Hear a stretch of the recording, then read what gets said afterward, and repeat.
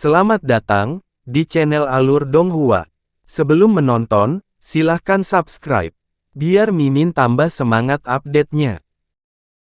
Makam matahari terbenam. Setan dan manusia sama-sama menyebut tempat ini dengan nama itu. Sejujurnya, pada zaman kuno, tidak ada 7 matahari, tapi 9.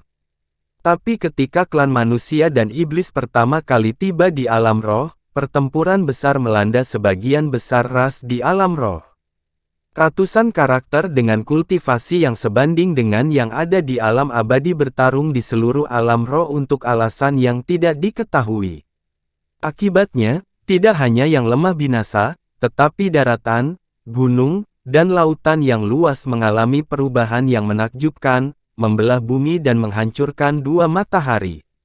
Dikatakan bahwa salah satu matahari turun di sini, mengakibatkan depresi yang sangat besar di dalam tanah.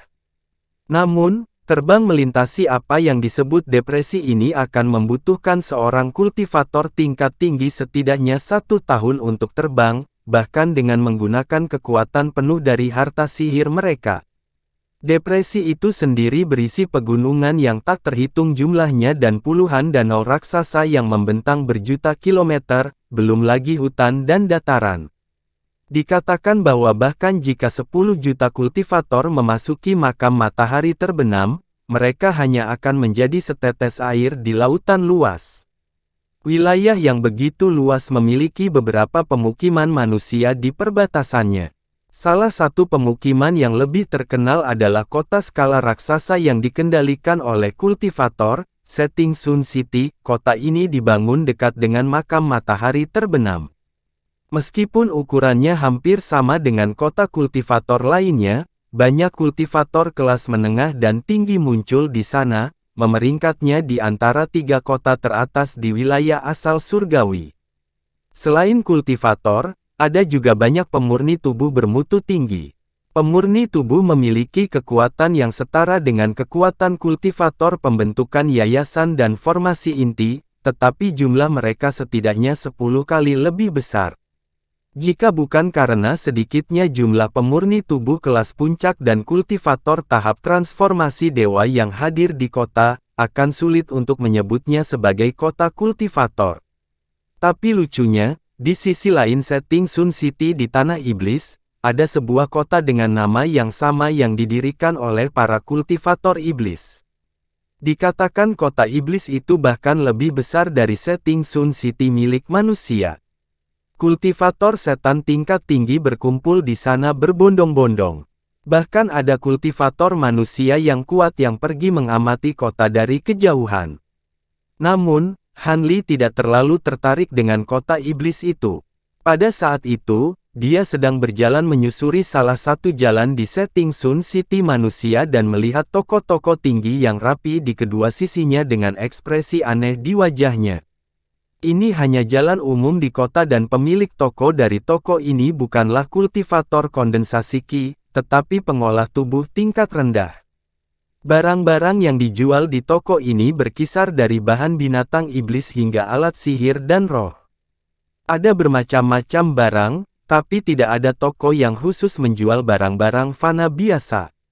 Tidak lama setelah Han Li memasuki gerbang Setting Sun City, dia menyusuri beberapa jalan dan menemukan pemandangan yang berbeda.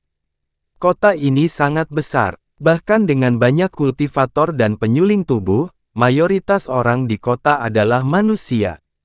Bahkan, mereka berbaris di jalanan dan bisa terlihat di mana-mana. Namun, mereka semua adalah pria yang kuat dan sangat sibuk, menjalankan tugas untuk kultivator dan pemurni tubuh. Ketika Han Li berbelok di tikungan, dia mengalihkan pandangannya dan melihat seorang pria kurus yang melepaskan ludahnya ke sekelompok orang. Pria itu adalah seorang kultivator kondensasi Qi dan dia berbicara kepada sekelompok manusia biasa. Mereka tampak sengsara di hadapan semburan kata-kata kultivator. Apakah kamu tidak tahu bahwa binatang bertaring ini menerkam kepalaku begitu dia melihatku? Aku, seorang master immortal, hanya dengan sapuan tangannya, melepaskan pedang awan hitamku dan dengan mudah memotong kedua cakarnya.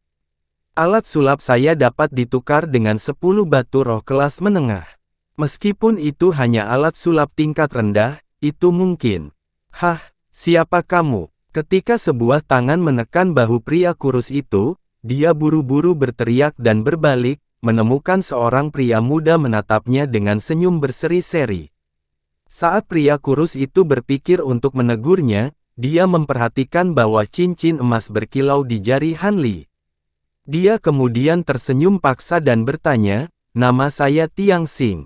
Apakah ada yang bisa saya bantu?" Penyuling tubuh yang bisa memakai cincin roh bukanlah orang biasa. Mereka memiliki kekuatan di kelas menengah atau lebih tinggi. Mereka bukanlah seseorang yang bisa diprovokasi oleh seorang kultivator kondensasi Qi.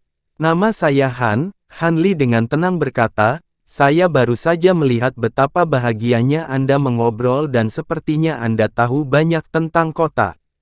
Saya berharap Anda dapat menjawab beberapa pertanyaan saya atau bahkan menjadi pemandu saya selama beberapa hari jika memungkinkan." Wajah lelaki kurus itu berbinar dan dia berkata, "Jadi ternyata Kakak Han baru saja tiba di kota ini.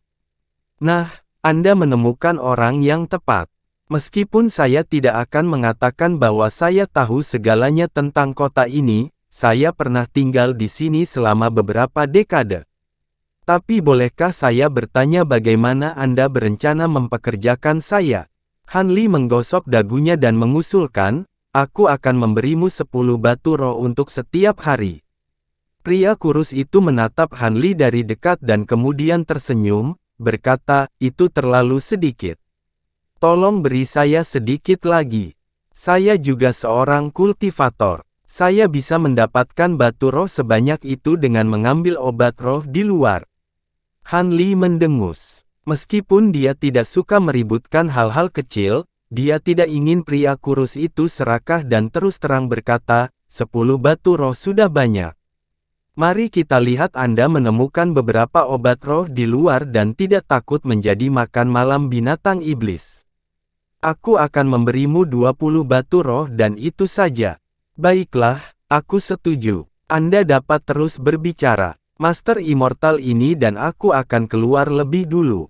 Melihat Han Li tidak senang, pria kurus itu dengan cepat setuju dan melambaikan tangannya kepada yang lain di belakangnya. Ketika manusia mendengar ini, mereka segera bubar. "Bolehkah saya bertanya kemana Anda ingin pergi?" Pria kurus itu dengan hati-hati bertanya sambil mencoba menebak kekuatan Han Li. Penyuling tubuh dan kultivator berbeda. Kultivasi seorang pemurni tubuh bergantung pada ketangguhan tubuh mereka. Itu tidak dapat ditentukan dengan akal spiritual. Han Li berbalik dan berbicara tanpa memandangnya. "Pertama-tama bawa aku ke toko alat dan material roh terdekat. Beri saya pengantar ke kota juga. Itu tidak masalah." Setting Sun City memiliki 8 distrik utama. 3 di antaranya ditempati oleh orang biasa. 5 di antaranya adalah toko dan tempat tinggal untuk penyulingan dan kultivator. Namun, ada beberapa perbedaan di 5 kabupaten ini. Di 4 di antaranya, termasuk yang ini, semua orang bisa menjual dan membeli sesuka mereka. Namun di distrik kelima, setiap orang harus membayar batu roh untuk hadir di sana. Ini adalah pusat setting Sun City. Baik itu alat roh berkualitas atau harta kelas atas, semuanya dipertukarkan di jantung kota. Sebagian besar bisnis besar di wilayah asal surgawi juga berkumpul di sana. Saya mendengar bahkan harta roh dijual di sana. Harta karun roh. Hati Han Li tergerak, tapi dia mempertahankan ekspresi tenang, "Aku tidak peduli tentang itu. Ceritakan tentang hal-hal lain. Informasi tentang harta karun roh tidak akan banyak membantu Anda. Di sisi lain, bisnis ini akan menjual banyak alat roh kelas atas. Ah ya, ada beberapa informasi yang mungkin menarik bagi Anda, Saudara Han. Saya mendengar bahwa salah satu rumah lelang memperoleh 1 set alat bela diri yang digunakan petapa asal surgawi saat itu, menyebut mereka peralatan bela diri asal surgawi. Mereka bersiap untuk menawar mereka. Set ini memiliki 5 item, masing-masing merupakan artikel kelas atas yang setara dengan harta sihir seorang kultivator. Dikatakan bahwa alat roh ini dapat digunakan untuk mengolah tubuh penghalus tubuh dengan kekuatan yang berbeda dan lebih kuat. Ini terjadi sebelum petapa asal surgawi mengolah akar roh dan masih berhasil membunuh banyak musuh yang tangguh. Ketika informasi ini menyebar, banyak pemurni tubuh bermutu tinggi tinggal di kota, bersiap untuk bergabung dalam pelelangan. Kata-kata pria kurus menyebabkan Han Li berhenti. Peralatan bela diri asal surgawi. Itu benar-benar memiliki kemampuan yang luar biasa. Han Li terlihat tertarik. Itu pasti benar. Ini adalah kata-kata yang dirilis pelelangan. Pria kurus itu berjanji, menamparkan dadanya. Setelah hening sejenak, Han Li bertanya, kapan pelelangan dimulai? Meskipun mereka tidak memberikan tanggal yang pasti, paling lambat dalam 4 bulan. Lelang tidak berani membuat begitu banyak pemurni tubuh bermutu tinggi menunggu. Ketika pria kurus mendengar ini, hatinya bergetar. Mungkinkah dia menemukan keberuntungan? Orang di depannya adalah pemurni tubuh bermutu tinggi. Meskipun dia memiliki wajah muda, dia mungkin mempertahankan penampilannya dengan pil obat. Saat Han Li memikirkan hal ini, Tian Xing secara tidak sadar menjadi pendiam. Pada saat berikutnya, Han Li mengajukan beberapa pertanyaan lagi tentang peralatan bela diri asal surgawi. Selain itu, dia juga menanyakan tentang daerah lain di kota itu. Meski merasa agak bingung, pria kurus itu menjawab semua pertanyaan Han Li dan membawa Han Li menyusuri beberapa jalan sampai mereka tiba di sebuah toko yang mengkhususkan diri pada alat roh dan materialnya. Meskipun dia mendengar bahwa barang-barang kelas atas sedang dijual di jantung kota, dia tidak berencana untuk segera pergi ke sana. Meskipun alat roh dan bahannya dianggap langka, itu masih jauh lebih umum daripada bahan yang dibutuhkan untuk sihir dan harta karun kuno. Mungkin juga dia tidak akan bisa menemukan bahan alat roh yang cocok jika dia melihat tempat yang khusus menjual barang-barang berkualitas lebih tinggi. Tentu saja, mereka akan memiliki alat roh kelas atas tanpa keraguan. Ketika Han Li masuk ke toko, dia merasakan semangatnya bangkit. Meskipun dia berpikir untuk menggunakan bahaya dari makam matahari terbenam untuk melihat apakah dia bisa menembus kemacetan tahap akhir, dia perlu melakukan persiapan atau hidupnya akan dalam bahaya. Dia pertama kali berencana menyempurnakan 2 alat roh kelas atas yang memuaskannya, memberinya peluang lebih besar untuk menang dalam pertempuran tinggi. Tapi dari apa yang dia dengar tentang peralatan bela diri asal surgawi, dia khawatir akan sulit untuk mendapatkannya. Dia memiliki banyak batu roh, tetapi dia mungkin tidak memiliki kesempatan untuk menawar barang-barang itu. Itu juga akan menarik terlalu banyak perhatian padanya. Setelah beberapa pemikiran lebih lanjut, dia meninggalkan gagasan untuk menawar dan berencana menyempurnakan alat rohnya sendiri. Han Li memeriksa bahan alat roh di berbagai toko, melewati setidaknya 8 tetapi tidak menemukan apapun yang disukainya. Dia menghela nafas dalam-dalam. Bahan-bahan di toko-toko ini tidak buruk, beberapa pasti bisa dianggap berkualitas tinggi. Tetapi dengan seni Vajra Han Li akan mencapai puncaknya, bahan-bahan ini tidak akan berguna baginya. Jika dia menggunakannya untuk menyempurnakan alat roh, itu hanya akan setara dengan pedang Wim emas yang dia buat untuk pedagang gendut. Itu tidak akan berguna baginya. Melihat Han Li dengan tatapan menyelidik, pria kurus Tian Xing dengan cepat bertanya, apakah bahan-bahan itu tidak cukup baik untuk saudara Han? Aku tidak menggunakan bahan-bahan itu. Han Li menggelengkan kepalanya, tidak berusaha menyembunyikan kekecewaannya. Jika mereka tidak cukup baik untukmu, maka aku akan membawamu ke tempat lain. Ada beberapa item aneh di sana. Namun, saya tidak akan menjamin itu akan mendapatkan apa yang Anda inginkan. Layak menjadi orang lokal, Tian Xing segera memikirkan tempat lain. Oh, lanjutkan. Ketika Han Li mendengar ini, minatnya terusik.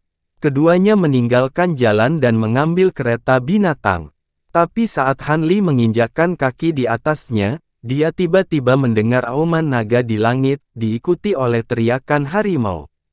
Kedua suara itu tumpang tindih dan menyebar melalui udara terdekat, menyebabkan keributan di antara manusia dan kultivator. Perhatian Han Li juga beralih ke sumber suara.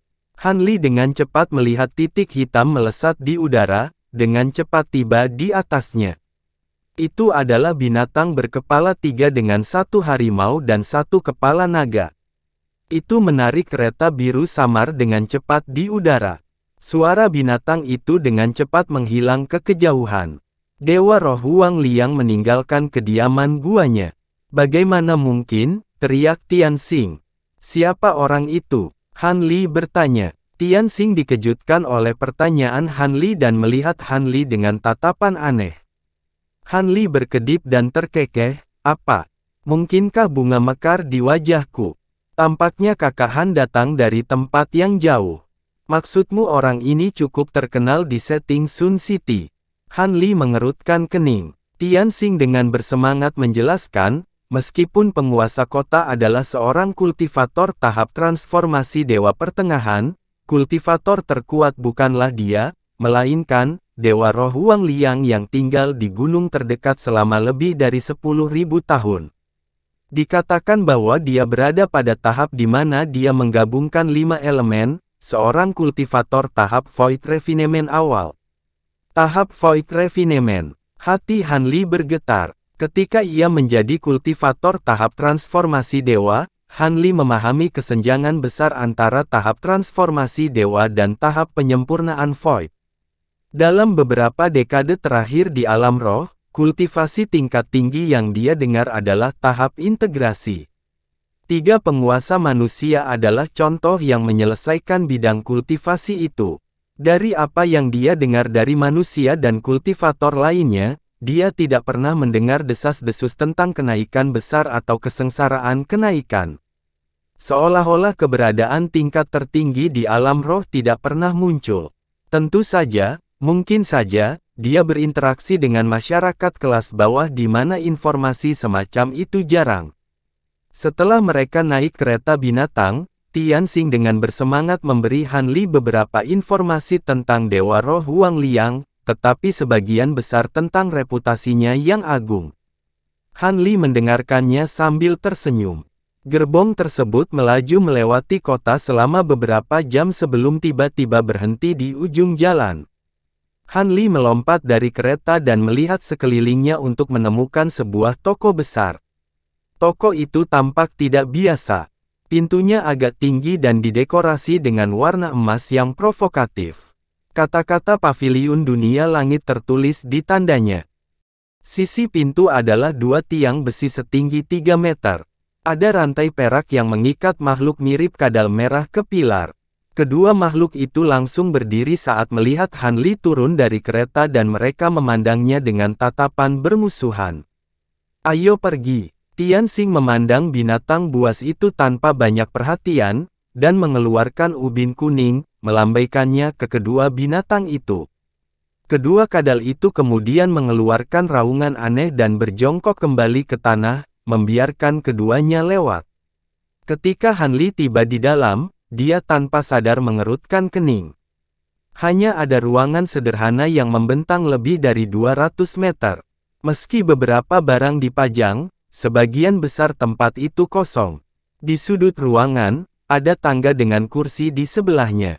Seorang lelaki tua sakit-sakitan dengan hidung terkulai duduk di atasnya, setengah tertidur. Su tua, bangun. Saya membawa pelanggan. Tianxing terus terang berjalan beberapa langkah ke depan dan mengguncang bahu pria tua itu. Pelanggan, di mana? Pria tua itu dengan malas membuka matanya, tampak hanya setengah sadar. Han Li memeriksa penjaga toko tua itu dan dengan tenang berkata, aku dengar toko ini memiliki beberapa barang aneh, jadi aku berpikir untuk melihatnya. Tatapan penjaga toko terfokus pada Han Li untuk waktu yang lama sebelum dia tersenyum, pelanggan menginginkan barang-barang aneh. Itu akan mudah. Toko ini mengkhususkan diri pada barang-barang yang tidak biasa, menjualnya kepada mereka yang membutuhkannya. Apa yang sedang Anda cari? Bahan alat roh, kata Han Li dengan tenang. Kami tidak mendapatkan banyak dari itu. Namun, saya punya 2 item seperti itu. Apakah Anda ingin saya menjemput mereka? Penjaga toko tersenyum dan kemudian berjalan menaiki tangga. Ketika Han Li melihat ke belakang penjaga toko, Han Li menyipitkan matanya dan berkata, orang ini tampaknya adalah penghalus tubuh dan orang yang cakap dalam hal itu. Tian Xing menjelaskan, tentu saja. Old Su adalah pemurni tubuh bermutu tinggi yang terkenal di masa lalu. Namun beberapa dekade yang lalu, ia mengalami kecelakaan di makam matahari terbenam. Ada racun ganas yang menyedot semua kekuatan di tubuhnya. Yang bisa dia lakukan hanyalah membuka toko ini. Jadi seperti itu. Han Li mengangguk. Tian Xing tersenyum dan berpikir untuk bertanya pada Han Li tentang pendapatnya tentang lelaki tua itu ketika tiba-tiba mereka mendengar geraman binatang buas, diikuti dengan teriakan, binatang buas. Kamu mencari kematian. 2 bunyi gedebuk terdengar seolah-olah sesuatu yang berat mendarat. Han Li dan Tian Xing dengan heran berbalik untuk menemukan seorang pria dan seorang wanita berdiri di luar. Kedua binatang buas yang berjaga itu berbaring tak bergerak di punggung mereka. Tian Xing berteriak ketakutan, tetapi ketika dia mendengar binatang itu merengek, dia menghela nafas lega. Han Li melirik pasangan yang datang. Baik pria maupun wanita itu tampak muda. Pria itu tampan dan berwibawa, sedangkan wanitanya cantik, bersama-sama mereka tampak sebagai pasangan yang serasi. Dan, mereka melepaskan tekanan spiritual yang cukup kuat, menandakan bahwa keduanya adalah kultivator tahap formasi inti. Dengan pandangan Han Li, dia bisa tahu sekilas bahwa mereka semudah kelihatannya. Dengan ki spiritual yang padat di alam roh dan penambahan sejumlah besar harta dan batu roh bermutu tinggi, jauh lebih mudah untuk mencapai pendirian yayasan dan formasi inti daripada di alam fana. Namun, masih mengherankan bahwa anak muda seperti itu dapat memiliki tingkat kultivasi tersebut. Ketika pria itu melihat Han Li dan Tian Xing, dia menyapu indera spiritualnya melewati mereka untuk menemukan salah satu dari mereka seorang kultivator kondensasi Qi. Dia dengan kasar berteriak, apakah kamu pelayan toko? Kata-kata dan wajahnya mengandung kesombongan. Adapun cincin yang dikenakan Han Li di jarinya, terungkap bahwa dia adalah seorang penghalus tubuh, tetapi pemuda itu enggan untuk berbicara dengan penghalus tubuh yang terkait dengan seorang kultivator kondensasi Qi. Tian Xing merasakan keduanya adalah kultivator formasi inti dan buru-buru tersenyum manis, tidak. Junior ini hanya tamu yang datang untuk urusan bisnis. Anda pelanggan, lalu di mana penjaga tokonya? Pemuda itu bertanya sambil mendengus. Su tua ada di lantai atas mengambil sesuatu. Dia akan melayani Anda sebentar lagi. Tian Xing menjawab dengan hati-hati. Pemuda itu tidak memedulikan Tian Xing dan menoleh ke wanita muda di sisinya. Dia berkata dengan nada hangat, Junior Sister Lu, kita harus menunggu sebentar. Apakah itu baik? Tidak masalah. Saya rasa kakek saya sedang berbicara dengan tuannya. Tidak perlu terburu-buru dan mengganggu mereka. Namun, apakah tempat ini benar-benar memiliki apa yang kita inginkan? Wanita cantik itu melihat sekeliling, penasaran dengan rak-rak kosong yang dipajang. Ini juga pertama kalinya saya datang ke toko ini. Menurut teman saya, toko ini memang memiliki barang-barang langka dan fantastik. Meskipun kami tidak dapat menemukan apa yang Anda cari, kami mungkin melihat sesuatu yang menarik. Pria muda itu berbicara kepadanya dengan nada menjilat. Sejak kakak senior kian mengatakan itu, aku pasti akan memeriksanya. Wanita muda itu terkekeh. Pada saat itu, langkah kaki terdengar dari atas. Lelaki tua itu perlahan turun sambil memegang 2 kotak berhias. Oh, lebih banyak pelanggan telah datang. Pria tua itu terkejut melihat keduanya, tetapi ketika dia melihat keluar, wajahnya tenggelam. Yi. Sepertinya kamu telah melukai monster penjagaku. Jangan khawatir, Saya hanya memberi mereka pelajaran. Tidak ada risiko bagi hidup mereka. Junior Sister Lu adalah keturunan senior Huang Liang. Binatang penjagamu benar-benar membuatnya khawatir, jadi aku tidak punya pilihan. Pemuda itu sepertinya mengetahui asal-usul penjaga toko tersebut, namun tubuhnya tetap diam dan wajahnya tetap tenang. Jadi dia adalah keturunan dari Spirit Lord. Aku akan mengabaikan ini sekali saja. Ekspresi lelaki tua itu sedikit berubah dan ekspresinya tetap normal. Setelah itu, dia tidak tertarik untuk terus berbicara dengan keduanya dan dia berjalan menuju Han Li dan memberikan kotak itu kepadanya. Tanpa meraih kotak itu, kilatan melintas dari mata Han Li dan dia bertanya, bagaimana kalau penjaga toko Su memberi saya pengantar untuk dua barang ini? Mereka tampak sangat aneh.